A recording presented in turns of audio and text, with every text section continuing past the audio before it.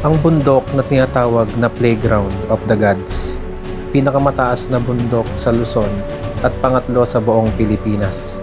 Tara, sasama namin kayo sa panibagong paglalakbay.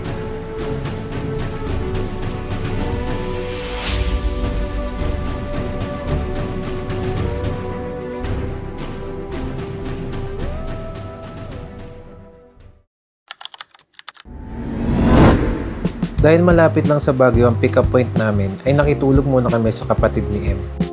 4 AM nang umalis kami at namili na rin kami ng mga trail foods na gagamitin. Isa ang Mount Pulag sa pangarap ni M na akyatin, kaya gusto ko siya samahan sa pangarap niya.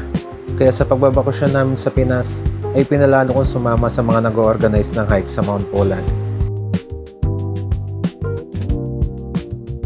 Hi guys, good morning! We are here at Caltex Baguio. Hintay na kami ng service namin papuntang Mount Pulag. Ang organizer nga pala namin ang Mount Pulag Viajeras. See you Mount Pulag! 5:30 AM nang dumating ang organizer namin. Nagbiyahe na kami papunta sa Kabayan, Benguet upang puntahan ang tutuluyan namin. 2 days kasi ang kailangan para maakyat mo ang Mount Pulag at hindi din biro ang layo nito. Kaya kailangan mo talaga ng matutulugan. Nang makalipas ang 2 oras na biyahe ay nag-stop over lang kami dito para kumain at magpa-medical. Speaking of medical, kapag aakyatin mo ang Mount Pulag ay requirements ng DENR na kumuha ng Fit to Climb certificate para payagan ka nilang umakyat. Dahil ang Mount Pulag ay may taas na 2,922 meters above sea level. Maganda na rin na ma-check yung condition mo bago ka umakyat sa gantong kataas na elevation. Nung matapos kami sa medical ay dumiretso na kami sa DENR office para mag-conduct ng orientation at reminders para sa safety at pangangalaga ng kabundukan. Yan guys, kakatapos lang ng orientation namin. Punta na kami sa homestay. Nung matapos na ang orientation, ay dumiretso na kami sa Babans Homestay. Madaming homestay na pwedeng tulugan dito. Marami ding turista ang pumupunta.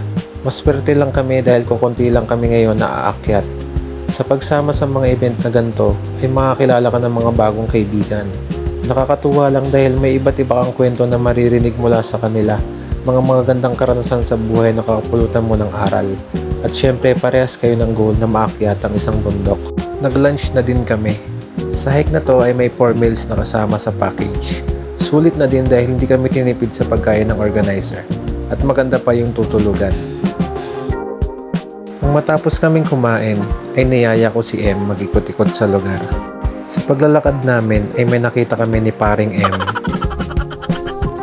Hi guys! May nadaanan kami ni M na farm ng repolyo. May mga nag-aani rin. Ito yung pinaka main source ng income nila dito ng mga lokal.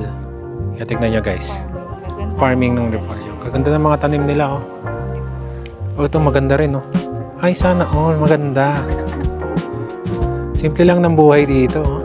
Tahimik, sarap. Kaya lagi namin binabalik-balikan yung mga gantong lugar eh. Diba? Ano masabi mo? Yes daw.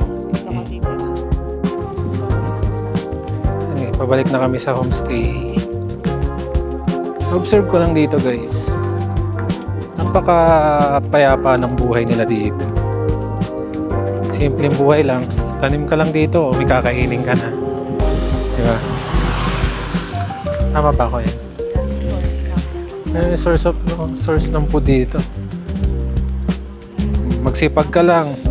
Magsipag ka lang magtanim. May aanihin ka na. Diba?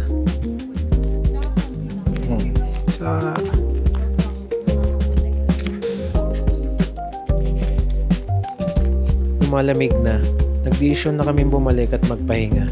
1 AM ang start namin ng hike bukas. Sa mga hindi nakakilala sa akin, ako nga pala si Nathan, isang OFW sa Taiwan. See you sa part 2 ng vlog. Paalam!